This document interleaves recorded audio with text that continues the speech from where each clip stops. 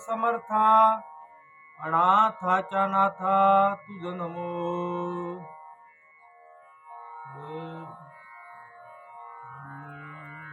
पत्रं पुष्पं फलं तोयं यो मे भक्त्या प्रयच्छति तदहं भक्तिप्रभूत मश्नामि प्रयतात्मना. प्रस्तुत प्रवचन रूपी सेवा कशा निमित्ताने प्राप्त झाली सर्वांना श्रुत आहे. आपण सर्व वारकरी हे पंढरीनाथाच्या दर्शनाला पायी वारी आणि जात असताना श्री क्षेत्र संत गजानन महाराज मंदिर टाकळी या गावामधून आपण 30 तारखेला निघालेलो. बघा, गजानन महाराज मठामधून आपण 30 तारखेला निघालेलो आहोत. आणि हे जे नियोजन आहे, अर्थात ही जी दिंडी आहे ही प्रथम वर्षच, यावर्षी प्रथम वर्ष आहे आणि पहिलंच वर्ष असून सुद्धा भरपूर प्रमाणामध्ये निष्ठावंत वारकरी आपल्या या दिंडीमध्ये त्यांनी प्रवेश घेतलेला आहे. आणि बघा, दिंडी कशी असावी, जर काही आपल्याला बघायचं असेल, शिकायचं असेल, तर आपण आपल्याच या दिंडीमध्ये आपण शिकण्यासारखं आहे की अखंड भगवंताचं नामस्मरण करत आपण पायी जात आहोत. ज्याप्रमाणे गात जागा गात जागा गात जागा, अर्थात गायन करत आपण पंढरीला जात आहोत.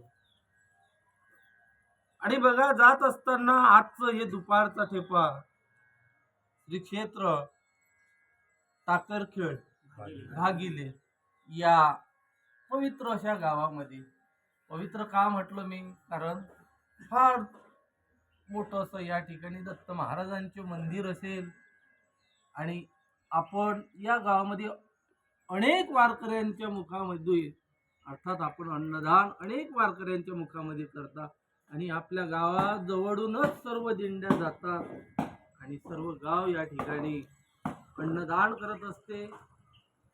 म्हणून हे गाव पवित्र आहे. आणि अशा या पवित्र गावामध्ये आदरणीय श्री हरिभक्तपरायण आजचे अन्नदाते,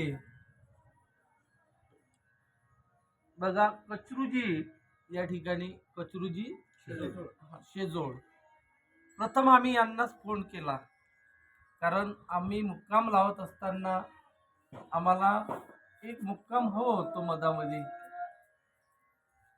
तर समोर असणाऱ्या दिंडीमध्ये आम्ही सांगितलं आम्हाला एक मुक्कामाची गरज आहे. आणि त्यावेळेला त्या दिंडीमधून फोन आला, आपली टाकरखेड भागीला व्यवस्था होणार आहे आणि कचरूजी शेजोड हे आपली व्यवस्था लावणार आहे. आणि बघा, त्यांनी फोन केला आणि आदराने विचारपूस करत आले, महाराज कुठपर्यंत आले.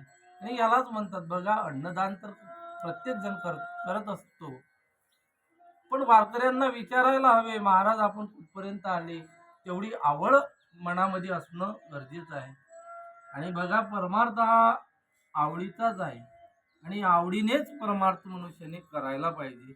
आणि त्याप्रमाणे वारकरी आपल्या घरी येणार आहे म्हणून सर्वांना या ठिकाणी आनंदच झालेला होता, सर्व परिवाराला, कारण त्यांची जवाई सुद्धा इथंच आहे आणि जवाईच्याच घरी या ठिकाणी आपण प्रवचन करत आहोत. आणि बघा, अन्नदाते सुद्धा त्या रोहणा या गावचे अन्नदाते सुद्धा आहे. म्हणजे एकंदरीत सर्व परिवार नातलं घे या ठिकाणी सर्व वारकऱ्यांविषयी सहभाग घेत आहे आणि या दिंडीविषयी सहभाग घेत आहे. बघा, सद्गुरू गजानन महाराज आपल्या घरी आलेले आहे. आपण खरंच भाग्यवान आहे, कारण बघा, प्रथम वर्ष आणि ह्या पादुका आपल्या घराघरामध्ये येत आहे. पंचकोशीमधील लोक संत गजानन महाराज मठ, टाकळी या ठिकाणी पंचकोशीमधील लोक येतात आणि तिथं येऊन दर्शन घेतात आणि आपल्या त्यांच्या इच्छा सर्व पूर्ण करणारे सद्गुरू गजानन महाराज आहे. मनामध्ये ज्या इच्छा असतील त्या इच्छा त्या मंदिरामध्ये, त्या मठामध्ये पूर्ण होतात. त्या गजानन महाराजांचं दर्शन घेतलं, काही मागणी केली तर त्या पूर्ण होतात. आणि ते गजानन महाराज मात्र यावर्षी त्यांना सुद्धा वारी करण्याची इच्छा झाली महाराज. आणि वारी करण्याची इच्छा झाल्यामुळे आमचे आदरणीय गुरुवर्य भानुदास महाराज आमच्या समोरच बसलेले आहे, त्यांच्या मनामध्ये सुद्धा एकाएकीच त्यांच्या मनामध्ये इच्छा झाली. त्यांनी 51 वाऱ्या केलेल्या आहेत, पायी वाऱ्या. या रस्त्याने 51 अशा वाऱ्या त्यांच्या झालेल्या आहेत. आणि एवढ्या वाऱ्या करत असताना सुद्धा त्यांच्या मात्र कसा आहे, काळ वेळ घटका आल्याशिवाय ते कार्य होत नसते. पण सद्गुरू गजानन महाराजांनीच त्यांच्या अंतकरणामध्ये त्या ठिकाणी संदेश पाठवलेला आहे की आपण आता मला या ठिकाणी स्थायिक ठेवू नका, टाकळीमध्ये मला एका ठिकाणी बांधून ठेवू नका, मला सुद्धा वारी करण्याची इच्छा आहे. आणि त्यांच्या मनामध्ये आलं.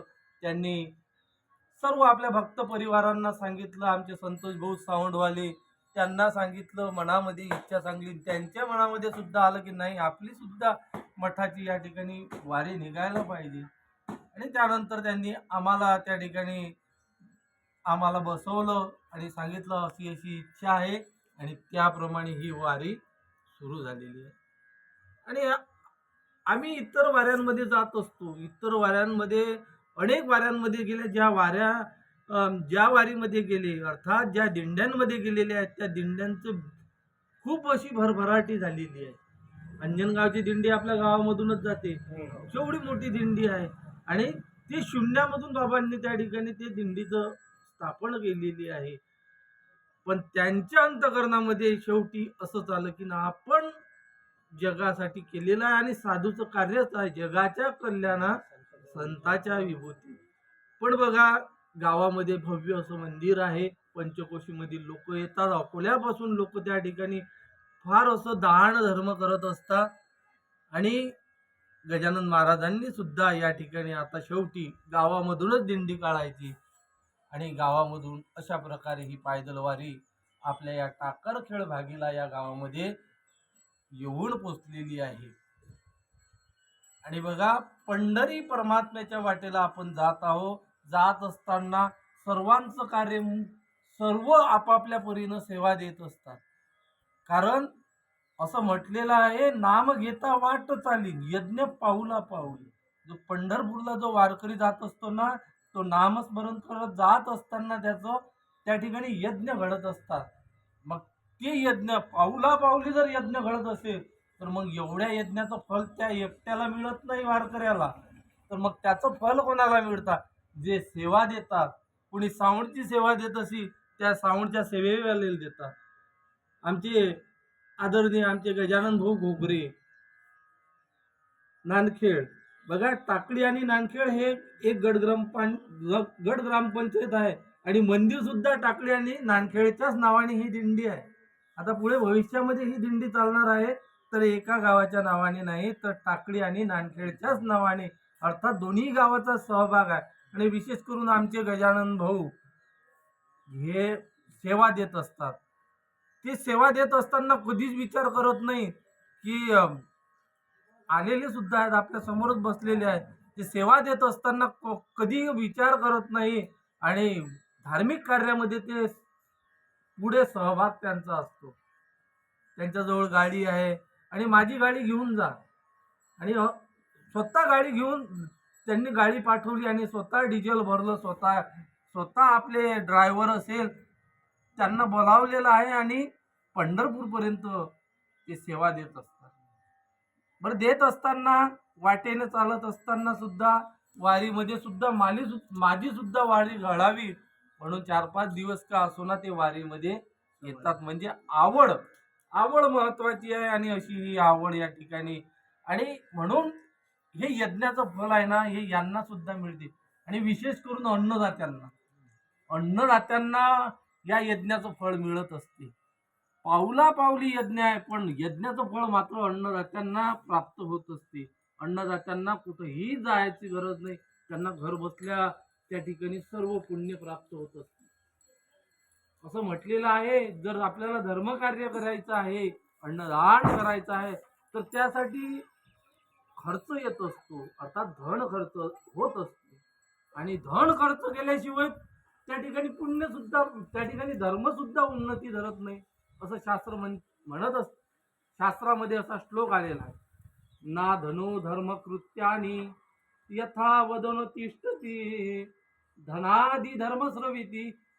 बघा, ना धनु धर्म कृत्यानी, धनाशिवाय धर्म कार्य घडत नाही. यथा वदन तिष्ठती, मुखानं बोलून चालणार नाही की नाही मला फार अशी मोठी पंगत द्यायची आहे, फक्त मुखानं बोलून होणार आहे का? त्यासाठी धर्म खर्च, तुमचा वित्त खर्च होणार आहे. धनादी धर्म सेविती, आणि त्या धनामुळे धर्म कार्य होत असते. मग त्याची फलप्राप्ती काय आहे ते सुद्धा माऊली ज्ञानोबा सांगतात. तया नाम दान जान, जे मोक्ष निधनाचे अंजन. तया नाम दान जान, अर्थात त्यालाच दान म्हटलेलं आहे. आणि ते दान दिल्यानंतर तुम्हाला घर बसल्या मोक्ष प्राप्त होतो. मोक्ष कशाला म्हटलेला? अत्यंतिक दुःखाची निवृत्ती आणि परमानंदाची प्राप्ती. जेवढेही दुःख असतील त्या दुःखाची निवृत्ती होत असते. बघा, दुःख प्रत्येकाच्या पाठीमागे आहे. ज्या वेळेला आपल्याला हा शरीर मिळालेला आहे तर ते दुःख सुद्धा आपल्या पाठीमागेच लागलेलं आहे. कारण तुकोबारायांनी म्हटलेलं आहे, शरीर दुःखाचे कोठार, शरीर रोगाचे भांडार, शरीर दुर्गंधीचे थार, नाही अपवित्र शरीरायचे. आणि असं हे दुःख, दुःखाचे प्रकार सांगले जातात. दुःखाचे अनेक प्रकार आहेत, त्यामध्ये काही प्रमुख आहे, आधी भौतिक, आधी दैविक आणि आध्यात्मिक. आधी भौतिक दुःख कशाला म्हटलेलं आहे? तर चोर, विंचू, साप अशापासून जे आपल्याला दुःख होत असते त्याला आधी भौतिक दुःख म्हटलेलं आहे. एखाद्याने यावं, दगड डोक्यामध्ये घालावा, हे आधी भौतिक दुःखामध्ये गणल्या गेलेलं आहे. आणि तसं नाथ महाराज म्हणतात, भूती उपद्रव्य दिला. उपद्रव्य म्हणजे काय? त्रास दिला. एखादा जर आपल्याला त्रास देत असेल तर भूती उपद्रव्य दिला. ताडीला अथवा निस्तेजीला, ताडीला अर्थात त्याला मारलं, दुखापत झाली किंवा एखाद्याचा मृत्यू झाला. तेने दाहो चित्ती झाला, आधी भौतिक बोलीला तो ताप. त्यामुळे चित्तामध्ये जे दुःख होत असते त्याला आधी भौतिक दुःख म्हटले. आध्यात्मिक दुःख, देही प्रगटे रोगव्याधी, तेने आहाळली बुद्धी, लोभेने अति कष्टी. आध्यात्मिक दुःख ते देही प्रगटे रोगव्याधी, शरीरामध्ये रोग होत असतात, रोग होतात. बघा, किती अनेक प्रकारचे रोग आहेत. आणि हे रोग म्हणजे बघा, एका प्रकारे एका ठिकाणी तुकोबाराय म्हणतात, हे रोग म्हणजे कसे आहे? तुका म्हणे पापे येती रोगाची या रूपे. जे रोग होत असतात ते आपलं कर्म असते, ते कर्म आपल्याला भोगून द्यावं लागते, म्हणून ते रोग येत असतात. म्हणून बघा, रोग आहे ना, हा रामकृष्ण परमहंसांना सुद्धा कॅन्सर सारखा रोग झालेला होता, पण त्यांनी तो भोगून दिलेला आहे. ज्या वेळेला विवेकानंदजी आपल्या गुरूंना म्हणायला लागले, आपण तर कालिका मातेचे भक्त आहात, मग हा रोग आपण का गमावत ना, त्या ठिकाणी हा नष्ट का करत ना? आपलं दुःख पाहायला मिळत नाही, आम्हाला आपलं दुःख पाहवल्या जात नाही. आपण कालिका मातेला सांगा आणि हा रोग दूर करा. मुखामध्ये रोग झालेला होता त्यांना, आणि त्यावेळेला आपल्याला त्या ठिकाणी भोजन सुद्धा करता येत नाही. त्यावेळेला रामकृष्ण परमहंस म्हणायला लागले, मी सांगणार आहे कालिका मातेला. आणि दुसऱ्या दिवशी आल्यानंतर विवेकानंदजी विचारायला लागले, आपण सांगितलं का? त्यावेळेला रामकृष्ण परमहंस म्हणायला लागले, मी मातेसोबत बोललेलो आहो. आणि माता म्हणायला लागली की आता जे सर्वांच्या मुखामध्ये जे अन्न जाईल ना, ते सर्वांनी जे अन्न ग्रहण केलं तर ते तुला प्राप्त होईल. अर्थात त्यांनी रोग मात्र नष्ट केला नाही, कारण जे कर्म असते ते भोगून द्यावं लागते. म्हणून अशा प्रकारचे जे रोग आहे, देही प्रगटे रोग व्याधी, तेने आहाळली बुद्धी, लोभेने अति कष्टी. आध्यात्मिक दुःख ते बघा, अतिशय लोभ करणं हे सुद्धा एका प्रकारे आध्यात्मिक दुःख आहे. आणि पुढे सांगितलेलं आहे, देवी अतिवृष्टी अनावृष्टी, रजिके लुटिले झाला कष्टी, आगीने पोळीता नावरे संकटी, आधी दैविक दुःख ते. देवी अतिवृष्टी अनावृष्टी, एखाद्या ठिकाणी एवढं पाऊस पडत असतो, खूप पाऊस पडतो, आणि एखाद्या ठिकाणी पाऊसच पडत नाही. रजिके लुटिले झाला कष्टी, घरामध्ये चोर यावे, चोरांनी धर आपलं त्या ठिकाणी चोरून न्यावे, त्यामुळे आपल्याला दुःख होत असते. आगीने पोळीता नावरे संकटी, घराला आग लागल्यानंतर ते न विजावी, आणि असे जे दुःख आहेत हे सर्व दुःख नष्ट होत असतात. म्हणून अन्नदान करणं हे फार महत्वाचं आहे. आणि अन्नदान तुम्ही जर केलं ना, तुम्ही जर एका हाताने भगवंताला दिलं, भगवंताच्या नामाने, भगवंताच्या नामधारकाला एका हाताने जर आपण अन्नदान करू ना, तर भगवंत अनंत हाताने तुम्हाला देत असतो. तुम्ही बघा ना हो, जे अन्नदान करणारे आहेत ते कधी गरीब राहिले का? आणि असा आमचा अनुभव आहे, ज्यांनी अन्नदान केलं त्यांना गरिबी त्यांच्या राहिलेलीच नाही, कारण भगवंत त्यांना अनंत हाताने देत असतो. तुका म्हणे पोते देवे भरिले नोहे रीते, अर्थात देव देत असताना ते कधीही तुमचं जे धन आहे ते कधी खर्च होत नसते. ते धन कधीच खर्च होत नाही, उलट त्या धनामध्ये तुमची वाढ होत असते.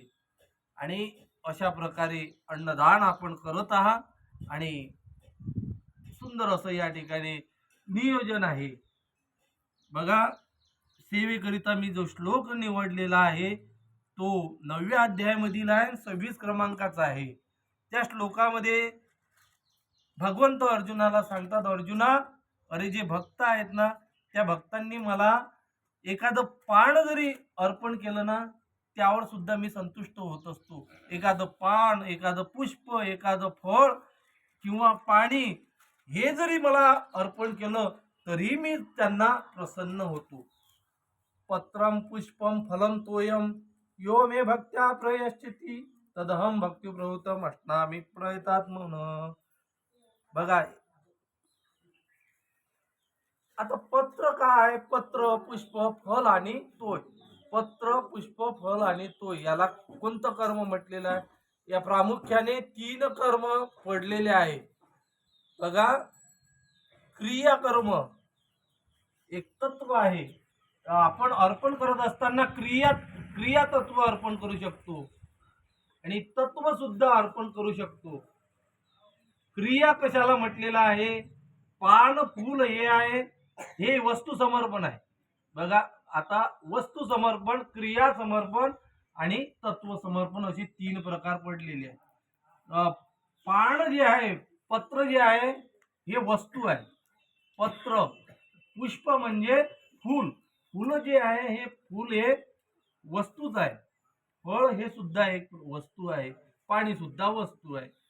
आपण भगवंताला अर्पण करत असताना एखादं पान अर्पण करायचं. बघा, म्हणून प्रदीप मिश्राजी म्हणतात, एक लोटा जल सब समस्या का हल. किंवा तुकाराम महाराज म्हणतात, तुकाराम महाराज एका ठिकाणी म्हणतात, बिल्व दळ आणि पाणी अर्पण केल्यानंतर सुद्धा भगवंत प्रसन्न होत असतो. एखादं पान आपण भगवंताला, आपल्याला अन्न दान करण्याची मनामध्ये इच्छा व्हायला पाहिजे.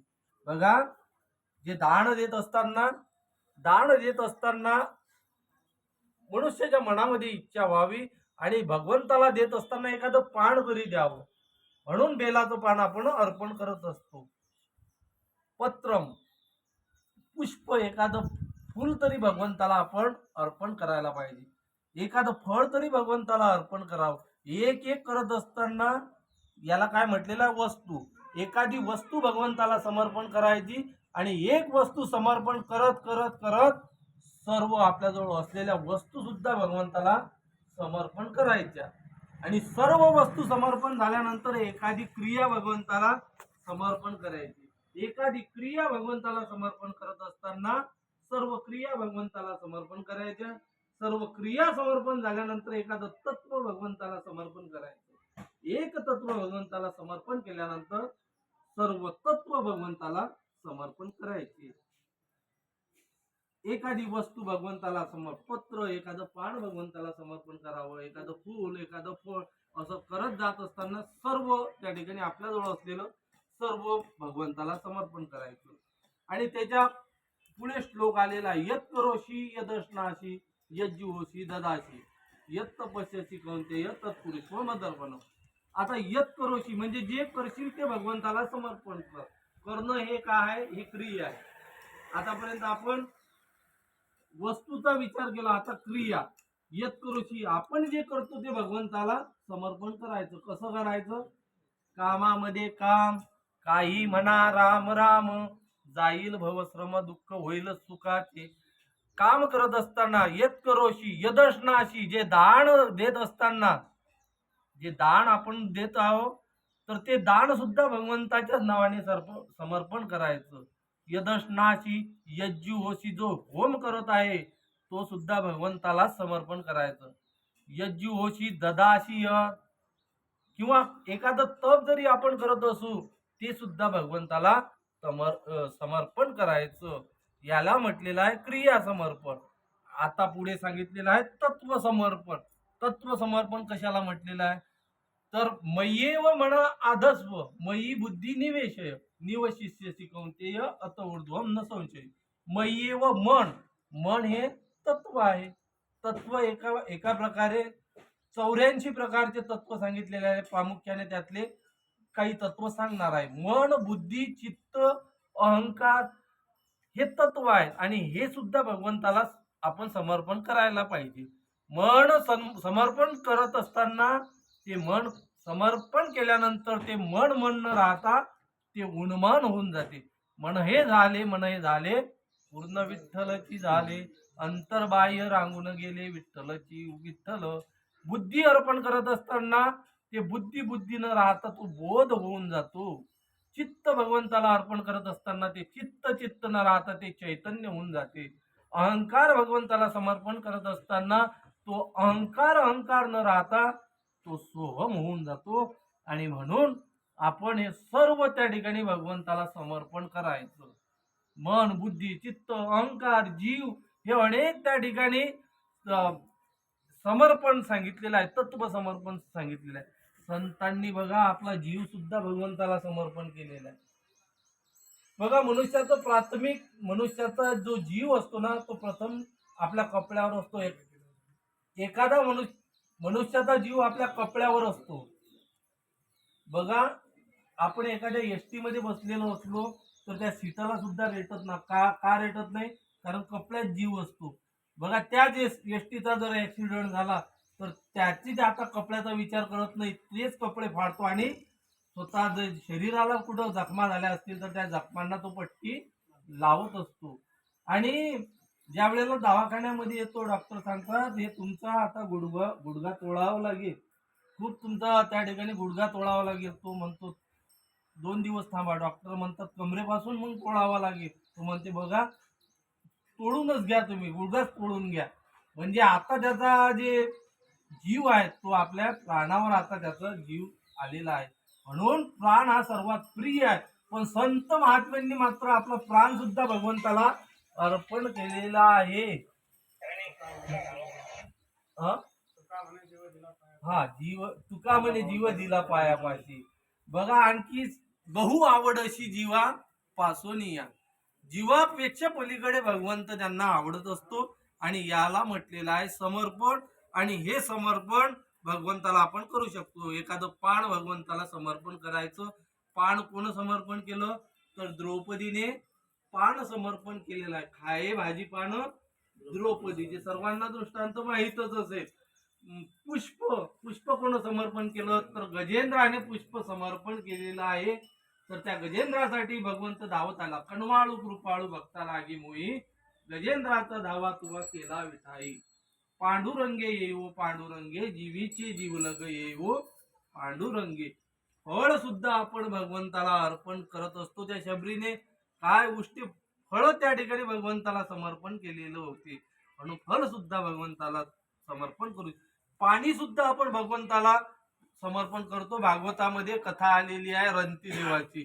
त्या रंती देवाने पाणी समर्पण केलेला होता. दुष्काळ पडला होता. त्या दुष्काळामध्ये सर्व अन्न त्याच्याजवळ एका भोजनापुरतं अन्न होतं आणि घरामध्ये सर्व गृहस्थ त्या ठिकाणी होते. आता हे सर्व गृहस्थ बसून त्या ठिकाणी जेवण करणार, तर एक भिकारी आला, मला भूक लागलेली आहे, आपण मला काहीतरी द्या. त्यावेळेला रंती देवाने आपल्याजवळ असलेलं ते अन्न त्या भिकाऱ्याला दिलेलं आहे. आणि त्यानंतर पाणी मटकाभर पाणी होतं. त्या मटकाभर पाण्यामधून तो भिकारी म्हणायला लागला, मला पाण्याची सुद्धा गरज आहे. तर पाणी मागल्यानंतर रंती देवाने पाणी सुद्धा दिलेलं आहे आणि त्यामुळे त्यांना आशीर्वाद मिळालेला आहे. तसा श्लोक आलेला आहे, रंती देवाय शाश्वतो वशिष्ठाय महात्मने आपप्रदाय शीतोष्णा तयासह दिवंगता. अर्थात वशिष्ठ महाराजांनी ती परीक्षा घेतलेली होती आणि त्या परीक्षेमध्ये रंती देव हे पास झाले. अर्थात पाणी सुद्धा भगवंताला आपण समर्पण करू शकतो. आणि ते करत असताना कसं करायचं, मग निस्सीम भाव उल्हासे मज अर्पयाची निमिषे फळ एक आवडे भलतयाची. निस्सीम भावाने ते अर्पण करायचे. आणि अशा प्रकारे बघा, जास्त वारीचं त्या ठिकाणी प्रवचन असताना वेळेचं बंधन असते आणि त्याच वेळेच्या बंधनामधून त्या ठिकाणी बंधनामुळे या ठिकाणी आपण सेवा याच ठिकाणी आटोपती घेऊ. आणि झालेली सेवा गुरुवरायांच्या चरणी, सद्गुरु गजानन महाराजांच्या चरणी, अन्नदात्यांच्या चरणी, या ठिकाणी विशेष म्हणजे आमचे कचरू भाऊ यांच्या चरणी ही सेवा अर्पण करतो आणि या ठिकाणी इथेच सेवेला पूर्णविराम देतो. विठ्ठला विठ्ठला विठ्ठला.